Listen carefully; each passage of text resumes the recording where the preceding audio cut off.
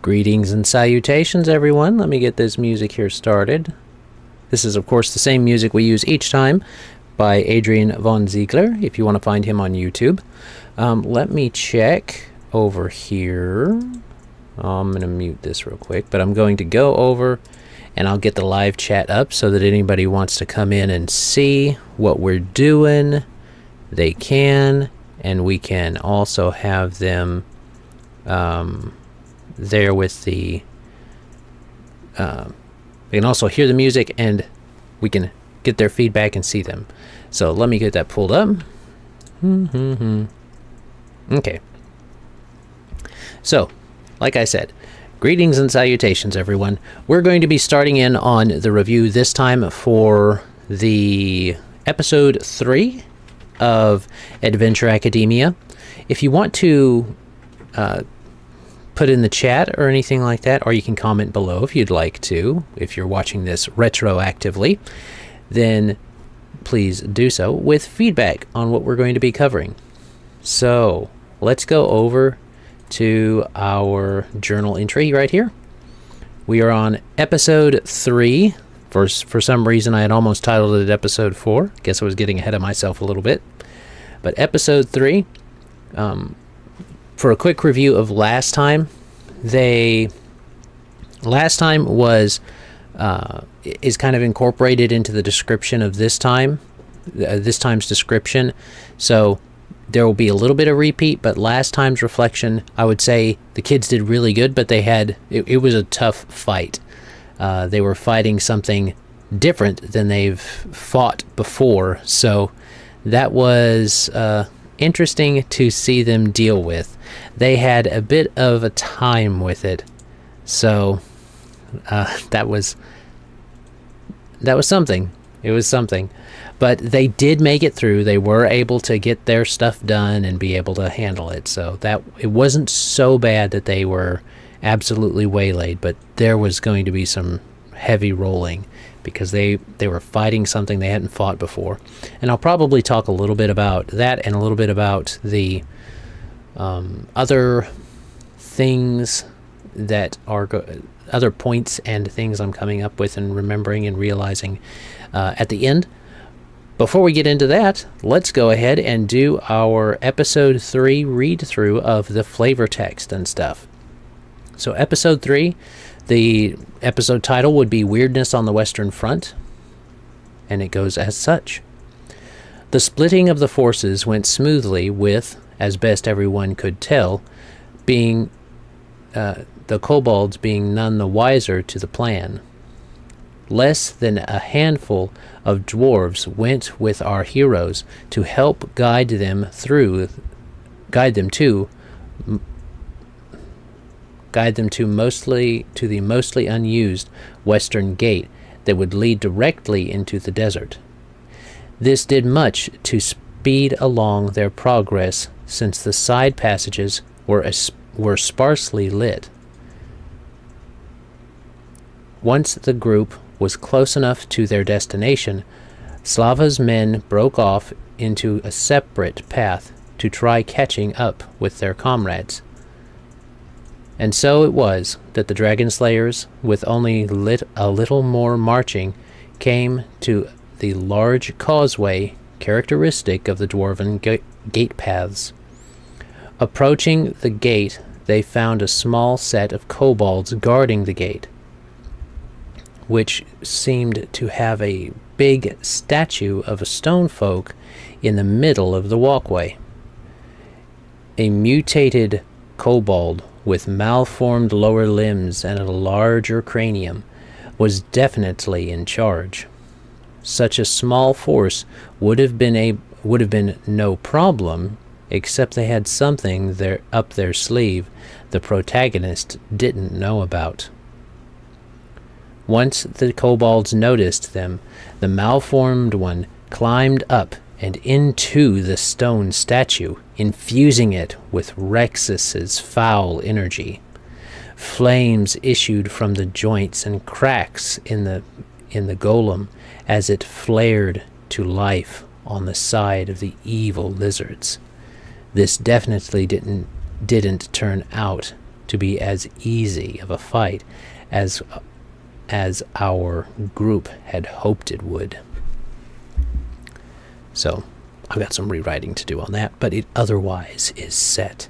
And that's mainly characterizing what happened last time, what they came upon last time. So they did fight this big boy of a thing. And I'll do I'll do some information on that at the end. But coming also to our encounter, we'll get the encounter flavor text in. And this is for this time, not last time. So, the battle with the scarlet-infused dwarven construct was a hard one, with everyone having to be at the top of their game to survive. After taking a deserved rest inside the gate, they stepped through into the dry, craggy wastes. The first harsh wind over those barren lands that hit their face made them all very thankful they restocked their supplies at the gate before leaving. Not only did these intermittent, baleful zephyrs provoke one's thirst, they also carried on them disquieting sounds. When the gales would die down in the evening and night, they could march to the next best outcropping of stone to camp in the lee of it. Devereaux was the only one of them that seemed nonplussed by the situation, and would sit under the stars in Starweaver form, mending the damaged tents and working on a special project with Maximilian that made Wilhelm and Hildegard curious, but the two conspirators' lips were mischievously sealed. Though the weather was rigorous and the marching across sand arduous, it wasn't until the eyes started to appear on the edge of the campfire light that the group became truly wary. Oh, hello, Avenue. Glad you're here. So that's what we've got as far as this one. Let me see. I'll do the information about this first part first. So that weirdness on the Western Front, they fought that golem thing, and I wanted to do something that was a bit tougher. I figured that that it was a good idea for them to fight a thing that was not specifically a kobold, and that they couldn't just wade through, because when they're fighting kobolds, they have a weakness. The kobolds can't deal with the water magic. They can deal with regular water. That's not a big deal, just like any creature could. But they don't like magical water, magic-infused water, just like magic-infused fire is different in this setting. And Maximilian has a water orb that he's able to do that with. So taking them out is not much of a problem, and that's not even counting Wilhelm's extra damage that he can do with the Dragon Slayer sword, which I gave them on purpose. They needed it for Grum, stuff like that. But these kobolds are pure dragon form, are associated enough with dragons that they take that extra damage, like we've been discussing. I made it such where the construct was not going to take that extra damage, because it's literally like they're putting on stone armor. They did come up with an interesting plan that, if we had gone through more rounds of combat, probably would have worked. I would have allowed to work. Was using the water to cool the stone to make it brittle, because the internal magical fire was from the kobold, and his infusion of it into the golem made it very, very hot and super cool. And cooling hot stone makes it very brittle in many cases. If it's not, it's got other problems there for different reasons, but that would have worked, and I would have allowed that to weaken the golem over time if they'd have done that, if they'd have kept it up. So that was an option. There's also the fact that they had made a joke about one of the kobolds being deformed and stuff in the last one, and I was like, that would actually be cool to have a kobold. And this particular kobold I described as having a normal formed face, but then there was this half formed side face on there, and a bigger cranium, and these legs were withered and stuff. So he crawled up into it, and that was cool imagery to use to show that these kobolds, even when they're not fully correctly formed, they can do different things. They can be used and employed for different reasons, and that's what Rexus is doing. It also shows that Rexus is not as skilled as Grum was with fashioning his minions. And I've been trying to do this with how many I've been throwing at them. Grum was very particular in how he made his creatures. He was Grum the Dauntless, and he had a lot of pride, but he's the green dragon, and he had a lot more patience than Rexus does. Rexus is characterized as the youngest of them, of the three dragons, of the red, yellow, and green. So I've characterized that also with hastiness. He's just churns out all these creatures and takes a lot of prisoners and is very aggressive in his pursuit of his goals, whereas Grum was much more patient and dauntless. So that's why I've been figuring that in. And that's some environmental storytelling. The kids aren't really picking up on it, I don't think, but that's just some environmental storytelling. The encounter portion I'm actually leading into is with them. So the eyes start to appear at the edge of the campfire light.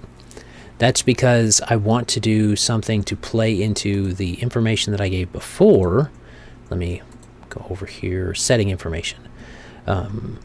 I had put it into, where is it? The Western Wastes are the dunes of Khfash. I think that's how it's said. If any of y'all speak Arabic, you can let me know, but it's Khfash is what I went with. And so the dunes of Khfash are, it basically means something along the lines of the dunes of the bat. And I wanted to do something, for those of you that know, that watched the very first portions of these that we did, you would know that the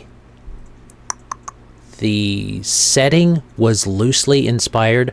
I take a lot of inspiration, but loosely so, from the very first adventure game for the Atari called Adventure, or something like that. And it had three dragons, gray, green, yellow, and red. It had different places you went to, Golden Castle, stuff like that. So I'm taking inspiration from those places and kind of using that inspiration to make my own thing. And there is a bat in there that's mischievous and will steal the golden key that you have to use and hold on to get into the castle and stuff. And they'll steal your items and go hide them on somewhere else on the map. So that's what I did with that portion. I'm toying with what I want to fully do with that character, because I have an idea for using him later on, but right now I don't want him to be a main antagonist. I don't want Khfash or anything associated with him to be a main antagonist. So we'll see how it goes. I'm pretty sure I'm going to go with undead, because like I said in the setting information, where did I put it? Though many rumors swirled about that and the region, one was known to be true, that there is a voice that speaks to you there in the cold night. You must not trust it, as it is just as likely to harm as to help. And there's this idea that I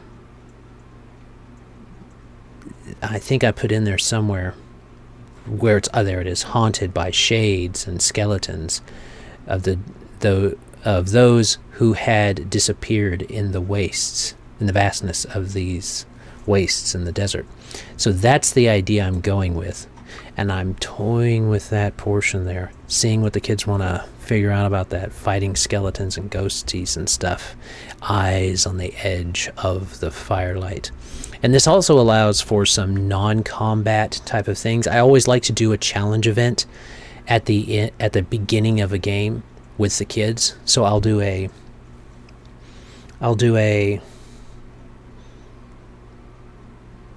what is it? I'll figure out a way that they have to do something that's non-combat, like the challenge event, and then we will have a combat simply so we can roll some numbers, get some numbers going, get some math flowing, and it makes the kids feel cool, using math without realizing they're using math. And so that's my idea with that, and like I said, I'm not super sure on how I want to figure that in.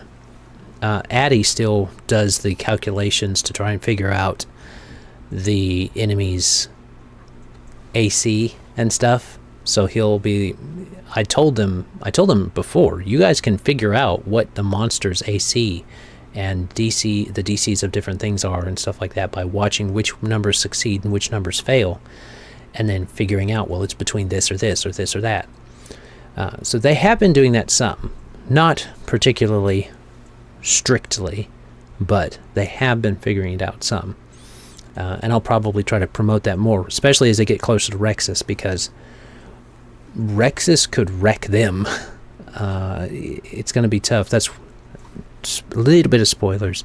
Next session I'm going to be giving some goodies out to the spellcasters, because either next session or the session after I'm going to be doing it, because I probably will do it next session, because usually it's the midpoint of each of these that I upgrade somebody's equipment. And so that's probably what I'm going to do. The spellcasters need a little extra protection on their guard. And frankly, everybody could use some, but the spellcasters especially. So the thing that Maximilian and Devereaux are working together on, and have been working together on for weeks now, is some upgraded stuff for them. So that's my intention. I am going to be doing a little bit of it as a kind of like in-game. It's a gift from Devereaux and Maximilian to Hildegard and Maximilian for helping and stuff. So that's the plan for that. We'll see how it goes. We'll see how how I want to do that equipment. I can make it very strong, or I can make it average. We'll see. I think that's a good place to be for now. I don't like to keep these too long. We're at 17 minutes, so I don't want to keep these too long. Hopefully you guys have enjoyed and have found some interesting ideas from this. Again, if you want questions, comments, or observations, they can have them. If they can be put in the section in the chat, or you can put them down below in the comments section. Lord willing, we'll be able to keep these up and be able to get you guys some better information and encourage you to make your own things. As always, I keep forgetting to do this. If you want to support the Inn of Planar Crossroads, you can do so by going to our webpage, innofplanarcrossroads.com or theiopc.com. Either one of those work, and you can find out how to support us there through Patreon, Subscribestar, Locals, or the actual, Patreon, Subscribestar, Locals, or Direct Contact. So there you are. As always, have a great day. God bless and enjoy. Bye.